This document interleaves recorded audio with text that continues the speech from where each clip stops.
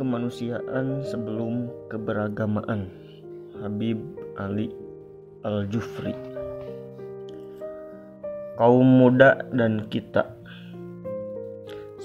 Segala puji bagi Allah Subhanahu wa Ta'ala.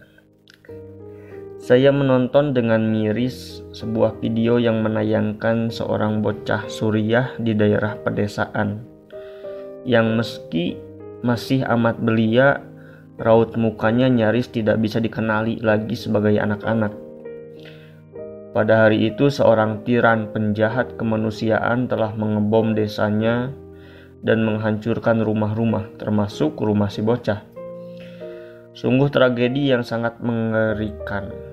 Sekitar 40 orang dari keluarga besarnya mati syahid. Pria, wanita, dan anak-anak, kakak dan adiknya, paman dan bibinya, beserta putra dan putrinya. Atas kejadian mengerikan tersebut, semua orang yang menonton video ini hanya mampu berseru, Allahu Akbar, Allah Maha Besar. Bocah itu menceritakan bagaimana tubuh neneknya hancur berkeping-keping. Tubuh bibinya terlempar ke udara, sepupunya tewas di kamarnya saat sedang bersujud, dan kakaknya tewas saat tidur. Dia terus mengisahkan tragedi sambil menahan air mata yang menguap masa kecilnya yang penuh luka.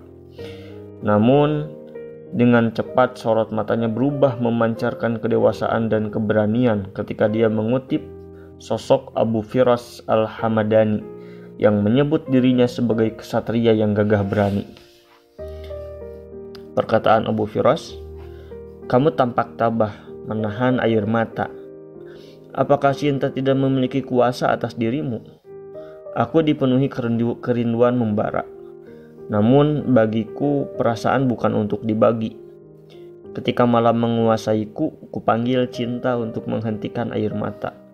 Api di dalam hatiku pun terus membara, terbakar oleh semangat dan pikiran saya."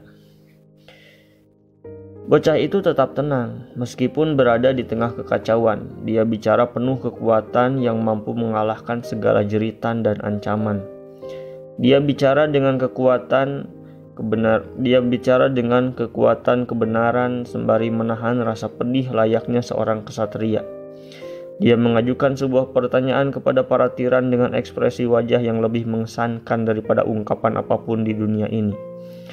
"Saya hanya ingin tahu, apakah dia mengebom dan menyerang kami?" Bocah itu menahan air mata dengan tatapan tajam berkata, "Apakah ini hanya soal yang kuat menekan yang lemah? Apakah hanya itu?" Kepalanya diperban. Kemudian terlihat tanda-tanda kedewasaan dalam wajahnya yang polos. Dia berkata, "Saya terkena bom dan tidak sadarkan diri. Ayah saya sangat sensitif, berteriak. Naif, saya menjawabnya.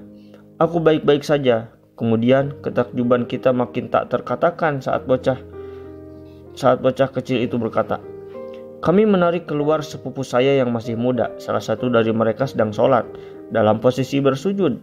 Mereka begitu indah, aroma menguar dari tubuh mereka dan mereka tengah tersenyum." Inilah bayangan yang menyakitkan dan luar biasa kejam, yang harus ditanggung oleh sebuah generasi yang menentang penindasan yang begitu kejam dan tak terlukiskan dengan kata-kata. Berikut ini peristiwa lain yang harus dihadapi oleh kaum muda. Pahlawan kita hari ini adalah seorang pemuda dari Aden, Yaman Selatan, yang sudah muak dengan kebisuan yang menyaksikan penindasan. Dari lahir, satu-satunya pemandangan yang dia akrabi adalah penindasan. Dia menulis ditujukan kepada mereka yang menggunakan syariah demi menjustifikasi pembunuhan sahabatnya. Jangan kutip syariah, baginda kita Nabi Muhammad SAW jauh lebih mulia daripada jenggot kalian yang bersimbah darah. Pahlawan lain kita adalah seorang pemuda asal Mesir yang belum berusia 20 tahun. Dia menjerit penuh semangat di hadapan mereka yang membajak impian revolusinya. "Kami tidak rela darah kami terbuang sia-sia," teriaknya lagi. "Keadilan atau kami mati seperti mereka." Di luar berbagai tragedi yang terjadi, ada hal yang sama pada ketiga contoh di atas. Penderitaan sebuah generasi. Ada isu yang lebih penting untuk didiskusikan daripada apakah ide dan tindakan anak-anak muda ini benar atau salah.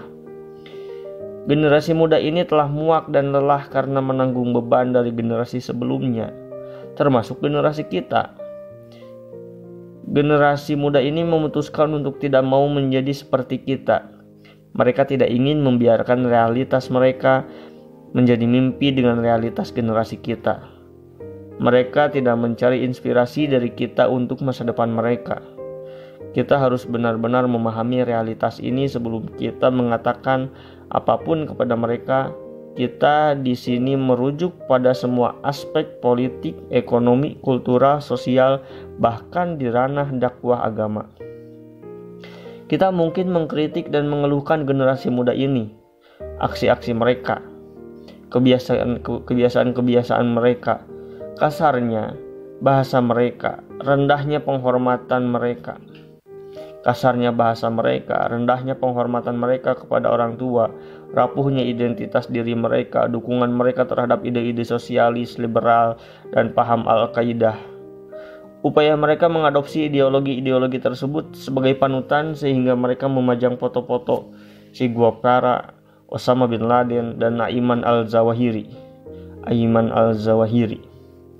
Kita mungkin mengecam mereka karena menari seperti Michael Jackson, atau hafal lirik lagu-lagu Madonna, atau justru menyanyikan lagu-lagu jihad di kamp pelatihan militer. Kita mungkin menunjukkan ketidaksukaan kita melihat anak laki-laki memakai kalung dan tato, atau gadis-gadis yang memamerkan tubuh mereka, dan pergaulan bebas antara laki-laki dan perempuan.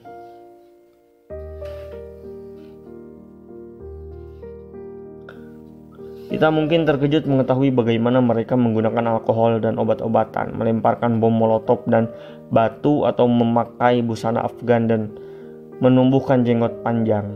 Mungkin lebih mengejutkan lagi, kita melihat mereka membawa pedang, belati, dan senapan, sedangkan para wanita muda memakai niqab atau cadar. Kita mungkin tergoda untuk melabeli mereka berbagai julukan, sisi, tercela, aneh, domba, dan teroris.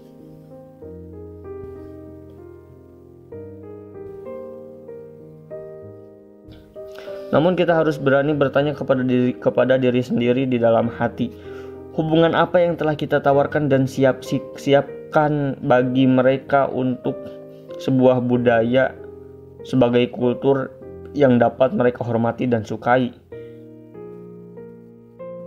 Apakah kita sudah berperilaku sedemikian rupa sehingga mereka bisa mempercayai kita? Adakah visi yang jelas dan matang akan masa depan yang telah kita tawarkan kepada mereka?